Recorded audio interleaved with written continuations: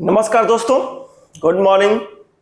आज की एक क्लास हमारी रहेगी फिजिक्स की। जो है हमारे पास में नीचे टॉपिक लिखा हुआ है आपके पास में, एक समान वैद्युत क्षेत्र में द्विध्रुव को रख दिया जाए आपके पास में, तो उस पर जो बल आघूर्ण लगता है वो क्या होता है, आपके पास कितना होता है हमारे पास में, ये चीज हमारा आज का टॉपिक है। ठीक है, तो आप अगर नए हैं आप इस चैनल पे, तो सब्सक्राइब कर लीजिए चैनल को, बेल आइकन को दबा दीजिएगा, जिससे हम जब डेली अपलोड करते हैं वीडियो को तो आपको तुरंत वीडियो प्राप्त हो जाए और आपकी स्टडी रेगुलर क्लास वाइज चलती रहे आपके पास में। ज्यादा नहीं आपके पास में, हमेशा क्लास जैसे चलती है आपके पास स्कूल में वैसे ही आपको स्टडी कराया जा रहा है। ये नहीं कि एक बार में ही सब कुछ पढ़ा दिया जाए, नहीं, आपकी कैपेसिटी भी स्लो है, अभी प्रेजेंट टाइम फ्रेश है आपके पास में, तो जाहिर सी बात है आप थोड़ा थोड़ा स्टोर करेंगे, एक बार में सब स्टोर नहीं करेंगे। तो जैसे क्लास आपकी रेगुलर चलती है आपके पास में स्कूल में, उसी हिसाब से यहाँ पास भी चलेगी आपके पास में। आपके पास में 25 मिनट 30 मिनट की क्लास रहेगी आपके पास, जिसमें आपको एक टॉपिक कम से कम अच्छे तरीके से समझा दिया जाए और फिर अगले दिन अगला टॉपिक समझाया जाए। ठीक है, एक दिन में। चलिए, हमारे पास में ये है, एक समान विद्युत क्षेत्र में स्थित विद्युत द्विध्रुव पर बल तथा बल आघूर्ण कैसे आपके पास क्या है, कैसे लगेगा, इसकी वैल्यू कितनी होती है, तो इसे हम बात करते हैं। ठीक है, तो इसकी अगर बात करें तो इसके पहले आप सब्सक्राइब कर दीजिए चैनल को बेटा, क्योंकि हम बहुत मेहनत से वीडियो बनाते हैं और जो वीडियो बनाते हैं आपके लिए बनाते हैं, तो आपका कर्तव्य है सब्सक्राइब करना, लाइक करना, बेल आइकन को दबाना और शेयर करना। तो शेयर भी कर दीजिएगा दोस्तों के साथ में, जिससे वो भी जुड़ सकें, आगे मैं और एनर्जी मिले। जितने लोग मुझसे जुड़ेंगे उतना ज़्यादा मुझे एनर्जी मिलेगी, उतना ज़्यादा मैं आगे आपके लिए सोच सकूंगा, उतना ज़्यादा मैं आपके लिए पढ़ा सकूंगा। ठीक है, तो चलिए हम बात करते हैं एक समान विद्युत क्षेत्र में स्थित किसी विद्युत द्विध्रुव पर बल तथा बल आघूर्ण की बात करते हैं, वो कितना लगेगा। क्लियर है, तो बल तथा बल आघूर्ण की अगर बात करते हैं तो वो कितना लगेगा। तो मान लेते हैं एक समान वैद्युत क्षेत्र क्या होती है, हमेशा एक समान वैद्युत क्षेत्र समानांतर होती है। ठीक है, क्षेत्र रेखाएं कैसी होती हैं, समानांतर होती हैं। तो हमने वैद्युत क्षेत्र रेखाएं हमने कर दिया समानांतर। ये हमारे पास वैद्युत क्षेत्र रेखाएं हैं, हमने वैद्युत क्षेत्र रेखाएं हमने समानांतर मान लिया कि भाई इस वैद्युत क्षेत्र रेखा में एक द्विध्रुव रखा हुआ है। क्या रखा हुआ है, द्विध्रुव रखा हुआ है। इस वैद्युत क्षेत्र रेखा में एक द्विध्रुव रखा हुआ है। ठीक है, ये हमारे पास में इसकी दिशा ये हो गई। समानांतर वैद्युत क्षेत्र रेखा अगर होती है, वैद्युत बल रेखा अगर समांतर होती है बेटा ना, तो उसे हम कहते हैं एक समान है, मतलब उसका परिमाण हर जगह एक जैसा है। तो हमने मान लिया कि एक द्विध्रुव जो है आपके पास में, जिसका आपके पास में एक द्विध्रुव जो है आपके पास में, जिसकी लेंथ कितनी है 2a है। ठीक है, और उस पर आवेश क्या है, माइनस, और एक है प्लस। ठीक है, यहाँ पास रखा हुआ है, और ये क्षेत्र के साथ में, यानी क्षेत्र की दिशा के साथ में थीटा कोण बना रहा है। ठीक है, क्षेत्र की दिशा के साथ कितना कोण बना रहा है, थीटा कोण बना करते हुए ये रख दिया गया, स्थित है आपके पास में। तो आप समझिए इस बात के लिए कि इस क्षेत्र पर रखे हुए विद्युत द्विध्रुव के पर आपके पास में क्या होगा। तो हमको जानते हैं कि इस विद्युत द्विध्रुव पर क्षेत्र में जब रखेंगे इसको, तो इस आवेश के, इनके आवेश पर बल लगेगा।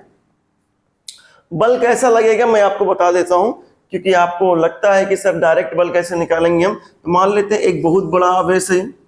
ठीक है, ये बहुत बड़ा आवेश आपके पास रखा हुआ है, इसकी वैल्यू क्वांटिटी बहुत ज्यादा है। ठीक है, ये धनात्मक है, और यहाँ पास मैंने एक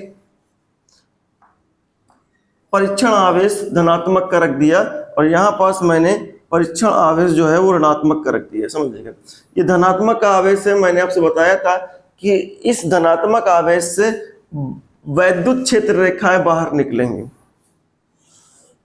ये ई की दिशा है बेटा। ठीक है, ये ई की दिशा है, इस आवेश से वैद्युत क्षेत्र रेखाएं बाहर की तरफ निकलेंगी। तो मैं अगर इस बिंदु के पर देखना चाहूं तो इस बिंदु की तरफ जाएगी, अगर इस बिंदु पर देखना चाहूं तो वैद्युत क्षेत्र रेखाएं इसकी इस बिंदु की तरफ आएंगी। ठीक है, ये हम पहले डिस्कस कर चुके हैं, अब जिनको नहीं पता है वो पीछे जाकर लेक्चर देख लें, उनसे गुजारिश है। ठीक है, क्योंकि आगे की तरफ। तो जब ये हमारे पास है तो इसको हम कैसे करेंगे भैया कि इस पर अब ये दो आवेश है, इस पर बल लगाएगा, विद्युत क्षेत्र रेखा इसकी इधर है, लेकिन इस पर बल लगाएगा। अब इस पर बल लगाएगा तो बल किधर लगाएगा, समझिएगा। ये दोनों आपके पास आवेश कैसे हैं, समान परिमाण के हैं, प्रकृति के हैं आपके पास में, तो समान प्रकृति के हैं आपके पास में, दोनों धनात्मक है, तो ये आपके पास बल अपने आप में जो कैसा अनुभव करेगा, ये प्रतिकर्षण बल अनुभव करेगा इस दिशा में। अब समझिएगा, अगर ये प्रतिकर्षण बल अनुभव कर रहा है तो क्या आपके पास में ये इसको क्या करेगा, धक्का मारेगा, उधर भगाएगा, ठीक है, विपरीत दिशा में भगाएगा आपके पास में, इसको कहेगा तू बाहर हट।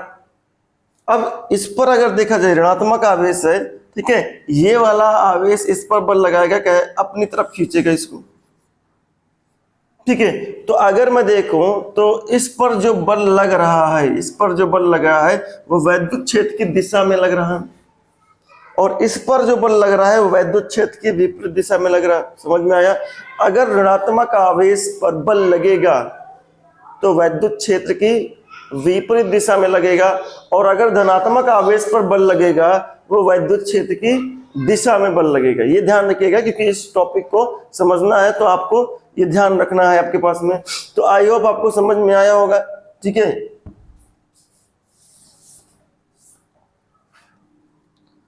आगे की तरफ बढ़ते हैं हम। अब इन पर बल लगेगा, इन पर बल लगेगा तो किधर लगेगा आपके पास में, समझिएगा, कुछ ज्यादा ही बना दिया उसको,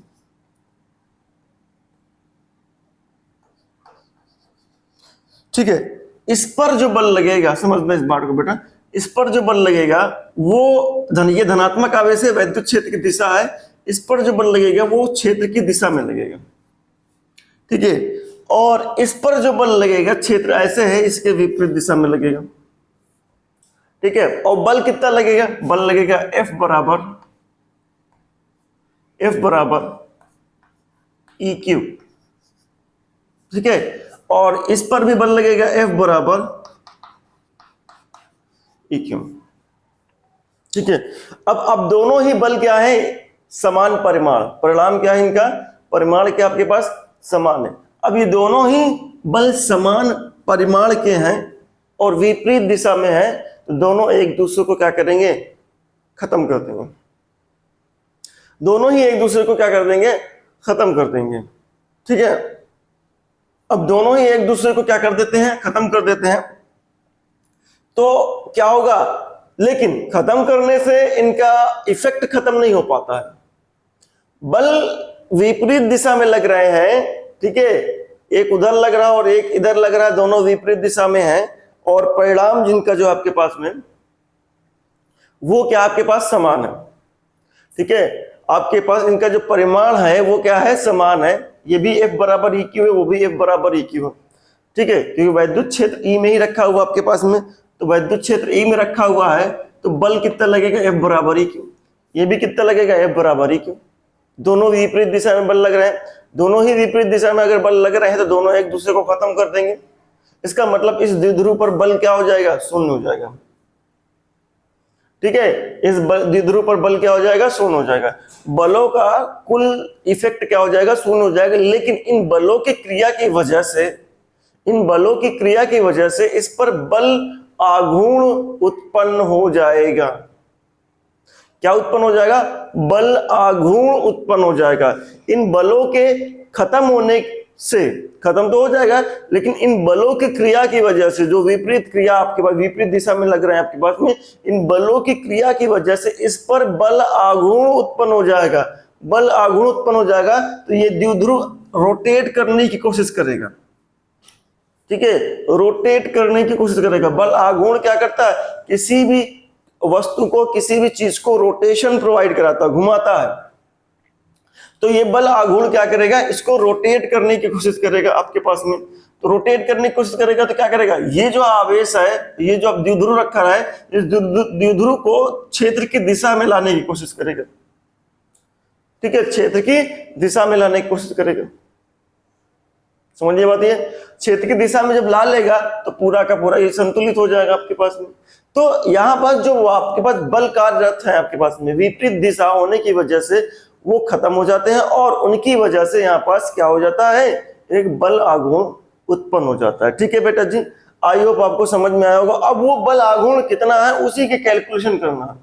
बल खत्म हो गया, विपरीत दिशा होने, लेकिन बल की वजह से बल आघूर्ण उत्पन्न हो चुका है, वैद्युत बल आघूर्ण उत्पन्न हो चुका है। अब ये वैद्युत बल आघूर्ण कितना है इसे हमें कैलकुलेट करना है, तो हम करते हैं बेटा, ठीक है। आपके पास में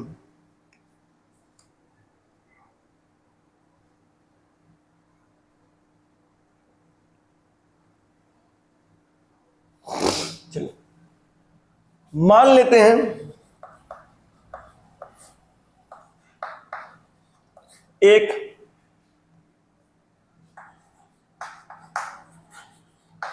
वैद्युत द्विध्रुव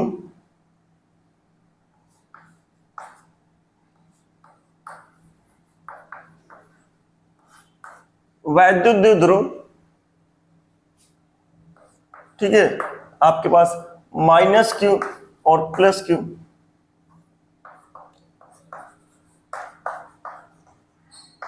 जिसकी लंबाई 2a है, ठीक है। अब यह एक समान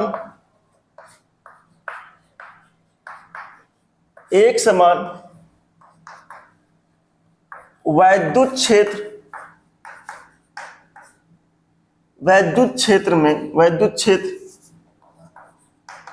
ई में, एक समान वैद्युत क्षेत्र ई में क्षेत्र की दिशा के साथ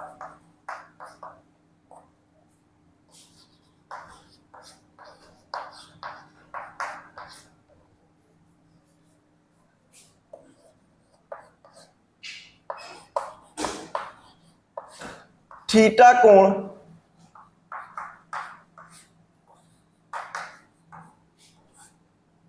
ठीक है बनाते हुए स्थित है,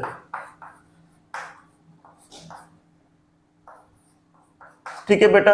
हमने मान लिया कि एक समान वैद्युत क्षेत्र में वैद्युत द्विध्रुव जो रखा हुआ है वो क्षेत्र के साथ थीटा कोण बनाते हुए रखा हुआ क्षेत्र की दिशा है, और ये द्विध्रुव आपके पास में है, तो हमने ये मान लिया आपके पास में, ठीक है। अब हम ये जानते हैं कि क्षेत्र में रखे द्विध्रुव के दोनों आवेश पर बल जो है वो कार्यरत होगा आपके पास में। क्षेत्र पर रखे दोनों आवेशों पर आपके पास में द्विध्रुव के दोनों आवेशों पर बल कार्यरत होगा, लेकिन ये बल विपरीत दिशा में आपके पास में। द्विध्रुव के बेटा मैं बोलते भी जा रहा हूं, आपको लिख के जा रहा हूं, ठीक है। अगर आपको दिक्कत है तो आप सुन करके भी आप लिख दे। द्विध्रुव के दोनों आवेशों पर, ठीक है, F बराबर EQ बल कार्यरत है, जी हो गया, ठीक है। उसके बाद यह बल परिमाण में समान और विपरीत दिशा में विपरीत होने की वजह से क्या हो जाएंगे, इफेक्ट इनका खत्म हो जाएगा, ठीक है। इनका प्रभाव आपके पास में खत्म हो जाएगा आपके पास में।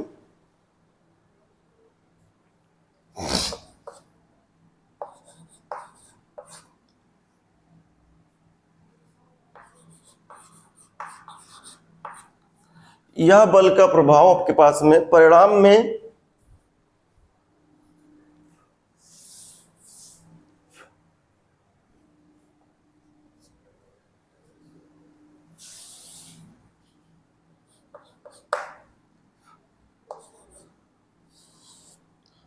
ठीक है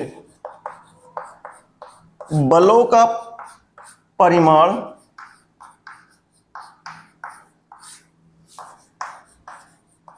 समान एवं दिशा विपरीत होने की वजह से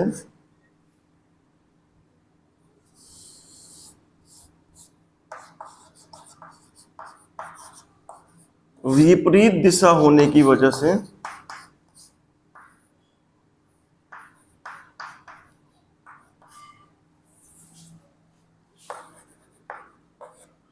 होने के कारण ठीक है बलों का प्रभाव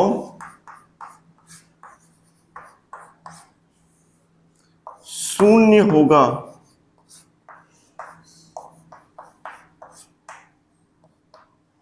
ठीक है, अब हमने ये तो जान लिया। फिर अगला, लेकिन इन बलों के कारण आपके पास में, इन बलों के कारण आपके पास में इस द्विध्रुव पर बल आघूर्ण उत्पन्न हो जाएगा।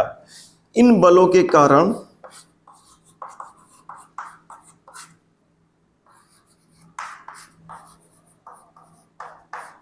इन बलों के कारण द्विध्रुव पर बल आघूर्ण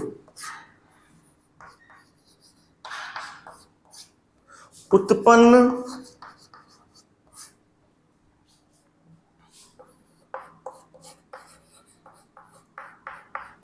जाएगा। तो अब ये बल आघूर्ण अगर उत्पन्न हो जाएगा, ठीक है, आपके पास में, तो ये कितना हो गया आपके पास, तो बल आघूर्ण बराबर कितना लिखा जाएगा, बल आघूर्ण, इसको हम उल्टा जे कह लीजिए, आप टाउ कहते हैं हम इसको, टाउ बराबर बल आघूर्ण, टाउ बराबर, ठीक है, कोई एक बल, दोनों में से कोई एक बल गुणे दोनों बलों के बीच की लंबवत दूरी, दोनों बलों के बीच, ठीक है, लंबवत दूरी, ठीक है। अब ये होता आपके पास में, अब मुझे कोई एक बल, बल तो पता है F = EQ आपके पास में, लेकिन दोनों बलों के बीच लंबवत दूरी, एक बल तो वहां पास है, एक बल इधर है आपके पास, दोनों बलों के बीच लंबवत दूरी तो नहीं पता है, लेकिन अगर दोनों आपके पास विपरीत दिशा में है तो मैं ये मान के चलता हूं कि इस बल को थोड़ा सी मान लो कि ये बल जो है इस पर लग रहा है वो पीछे से कहीं से आता हुआ दिख रहा है, ये इस तरीके से, ठीक है, इस तरीके से आता हुआ दिख रहा है। और अगर मैं यहां से एक लंब डाल लूं बेटा, तो ये वाली जो बल रेखा है आपके पास में, ये F = EQ, और ये है, ये दोनों आपके बीच में समानांतर है, तो ये जो आपके पास दूरी है ये लंबवत दूरी है, ठीक है। अब ये लंबवत दूरी है, इसी को निकालना है, ठीक है। अब इस बात को समझिएगा, अगर ये सारी रेखाएं समानांतर है, ये बल भी आपके पास में समानांतर लग रहा है, तो ये आपके पास संगत कोण ही बन जाएगा, तो ये भी थीटा कहलाएगा, ठीक है बेटा, ये भी थीटा कहलाएगा। अब मुझे ये लंबवत दूरी निकालना है, थीटा के सामने वाली लंबवत दूरी निकालना है, ये दूरी निकालना है। तो देखिए, ये मुझे पता है, ये समकोण त्रिभुज बन गया। अगर ये समकोण त्रिभुज बन गया है तो इसमें से अगर मुझे कर्ण पता है और ये निकालना है, तो कर्ण और लंब का संबंध किसके साथ है, कर्ण और लंब का संबंध है साइन थीटा के साथ में। तो मैं यहां बस लिखता हूं बेटा, साइन थीटा बराबर लंब बटे कर्ण, लंब मुझे नहीं पता है, बटे कर्ण लेकिन मुझे पता है 2a, ठीक है, ये ठीक है। तो मुझे लंब अगर देखा जाए तो 2a साइन थीटा बराबर लंब मुझे मालूम हो जाएगा, यहाँ पास 2a साइन थीटा बराबर लंब हो जाए। इसका मतलब ये दूरी कितनी है, ये लंबवत दूरी कितनी है, या लंबवत आपके पास डिस्टेंस कितनी है, 2a साइन थीटा। क्लियर हो गया बेटा। तो मैंने यहाँ पास लिखा कोई एक बल, कोई एक बल F, कोई भी एक बल F बराबर EQ, बल कितना है EQ, और दोनों बलों के बीच लंबवत दूरी 2a साइन थीटा। अगर हमें इसे कैलकुलेट किया गया, इसे कैलकुलेट किया गया बेटा, तो हमने इसको निकाला टाउ बराबर, ठीक है, टाउ बराबर अगर देखा जाए यहां पास देखिए 2a और q का मतलब होता है वैद्युत द्विध्रुव, आपके पास में, आपके पास वैद्युत द्विध्रुव आघूर्ण, ठीक है। तो हम यहां पास EP साइन थीटा लिख लेंगे, क्या लिखेंगे, EP साइन थीटा, ठीक है। तो ये हमारे पास सवाल निकल के आया EP साइन थीटा, आपके पास डेरिवेशंस। अब ये जो आपके पास है देखने को मिल रहा है, ये जो आपके पास जो मिल रहा है EP साइन थीटा, ठीक है बेटा। अब अगर EP टाउ बराबर EP साइन थीटा, यही है बल आघूर्ण आपके पास में, ठीक है। अब अगर हम देखें यहां पास इसका सदिश रूप देखें, सदिश आपके पास में रूप देखें, सदिश रूप अगर देखें तो टाउ वेक्टर बराबर P vector cross E vector, ये हो जाएगा आपके पास में, इसका सदिश रूप हो जाएगा। चलिए, तो हमारे पास बल आघूर्ण हमको पता चल गया कितना है। लेकिन अब यहां पास अगर देखा जाए कि भैया केस 2 आपके पास होंगे, आपके पास में केस 2 होंगे आपके पास में, संतुलन की अवस्था, ठीक है, असंतुलन की अवस्था आपके पास में, ठीक है, स्थायी संतुलन, अस्थायी संतुलन। स्थायी संतुलन कब होगा?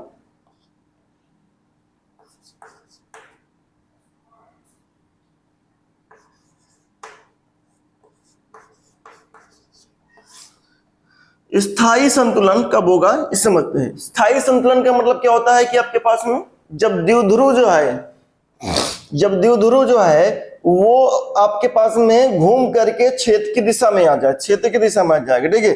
अगर मैं द्विध्रुव की बात कर रहा हूं तो मैं द्विध्रुव आपके आघूर्ण की दिशा, द्विध्रुव के आघूर्ण की दिशा कुछ ये है आपके पास में, ऋणात्मक आवेश से धनात्मक आवेश की तरफ होती है द्विध्रुव की आघूर्ण की दिशा है बेटा, ठीक है, समझिएगा। तो द्विध्रुव की आघूर्ण, द्विध्रुव की बात करता हूं मैं उसकी द्विध्रुव की अगर बात कर रहा हूं तो मैं द्विध्रुव आघूर्ण की बात कर रहा हूं। तो द्विध्रुव आघूर्ण जो है, अगर वो द्विध्रुव इस तरीके से आ जाए, समझिएगा, क्षेत्र की दिशा में आ जाए, ये क्षेत्र की दिशा है बेटा, और द्विध्रुव जो है घूम करके ऐसे घूम करके आपके पास में धनात्मक ये हो जाए, ऋणात्मक ये हो जाए, तो P की दिशा और आपके पास E की दिशा दोनों सेम हो जाएंगे। तो इस कंडीशन में आपके पास में जो बल युग्म आघूर्ण होगा, यानी द्विध्रुव जो होगा, वो स्थायी अवस्था में होगा, ठीक है। स्थायी संतुलन क्या अवस्था क्या आपके पास में? अवस्था कब है? जब आपके पास में आपके पास P और E के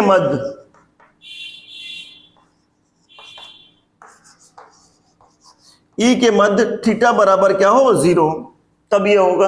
अर्थात मैं कह लूं कि द्विध्रुव और आपके पास में, द्विध्रुव जो है आपके पास में और वैद्युत क्षेत्र क्या हो, वो समानांतर हो जाए, ठीक है, आपके पास में। सिंध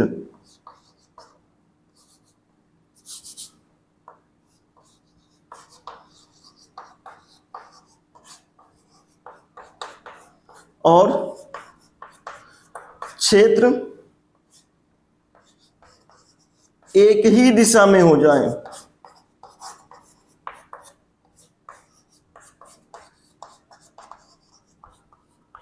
ठीक है। इसी के आगे आपका सेकंड नंबर जो होगा आपके पास में, लेकिन अगर ये द्विध्रुव को उठाकर उल्टा कर दें, हम उल्टा कर दें, तब क्या होगा? तब उल्टा करने से आपके पास में ये आपके पास क्षेत्र है, लेकिन अगर मैं द्विध्रुव को उल्टा कर दूं, ठीक है, अब यह प्लस का इधर आ गया, माइनस का इधर आ गया, समझिएगा। द्विध्रुव को उल्टा कर दूंगा तब क्या होगा? ये अस्थायी संतुलन की अवस्था आ जाएगा, अस्थायी संतुलन की अवस्था आ जाएगी। मतलब ये प्रॉपर रूप से यहां रुकेगा नहीं है, ये चाहेगा कि घूम करके मैं स्थायी संतुलन अवस्था प्राप्त कर लूं। ऐसा क्यों समझना इस बात के लिए? ऐसा इसलिए क्योंकि इस ऋणात्मक आवेश पर बल इधर की तरफ लग जाएगा और धनात्मक आवेश पर बल इधर की तरफ लग जाएगा, दोनों विपरीत लगेंगे। तो धनात्मक वाला जो आपके पास में है, धनात्मक वाला जो है वो आवेश को घुमाने की कोशिश करेगा और ऋणात्मक वाला भी क्या करेगा? घुमाने की कोशिश करेगा। तो ये घूमने की कोशिश करेंगे, स्थायी रूप से ये यहां पास नहीं रह सकते हैं, तो इसीलिए कहते हैं अस्थायी संतुलन की अवस्था। इस केस में अगर देखा जाए तो द्विध्रुव का जो आपके पास में सदिश है वो इधर की तरफ होगा, ऋणात्मक से धनात्मक की तरफ होगा, और वैद्युत क्षेत्र का सदिश क्या आपके पास में वो उधर की तरफ होगा। तो इस केस में जब आपके पास में द्विध्रुव और आपके पास वैद्युत क्षेत्र विपरीत दिशा में रखे होते हैं, वैद्युत क्षेत्र और आपके पास द्विध्रुव विपरीत दिशा में रखे होते हुए हैं, तो ये अस्थायी संतुलन की अवस्था होती है आपके पास। तो मैं यहां पास लिख दे रहा हूं बेटा,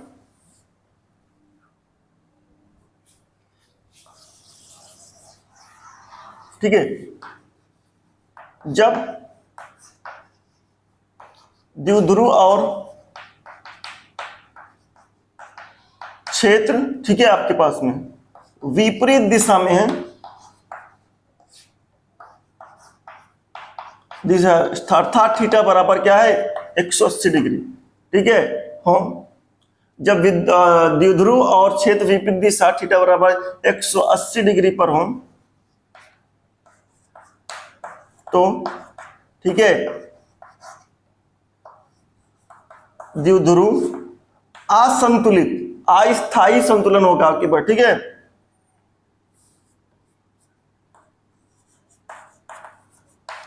अस्थायी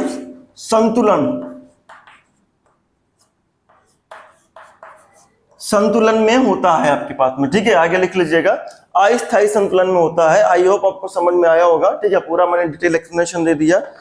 ठीक है, अब आप इसको नोट कर लीजिए बेटा, पॉज करके अच्छे तरीके से अपने नोट्स बना लीजिए। Pause the video, note down, फटाफट कर लीजिए नोट आप। चलिए बेटा, नोट कर लिया होगा आपके पास में। आप इस वीडियो को अपने दोस्तों के साथ शेयर कर दीजिए। ठीक है, सब्सक्राइब कर दीजिए, जिससे मैं आगे और भी इस तरीके से कंटिन्यू आपकी क्लास लेता रहूं, जिससे ज़्यादा मेरे पास सब्सक्राइबर आएंगे और ज़्यादा लोग देखने वाले मिलेंगे तो मुझे भी अच्छा लगेगा, और अच्छा लगेगा तो मैं रेगुलर आपको ये फिजिक्स का टॉपिक पढ़ाता रहूँगा। ठीक है, जिससे मुझे भी लगे कि हाँ, मुझे सुनने वाले हैं लोग, मुझसे पढ़ने वाले लोग हैं। ठीक है, तो मुझे लगे कि हाँ, मैं पढ़ाना हूँ और आप पढ़ना चाहें। ठीक है, धन्यवाद, कल मिलते हैं हम।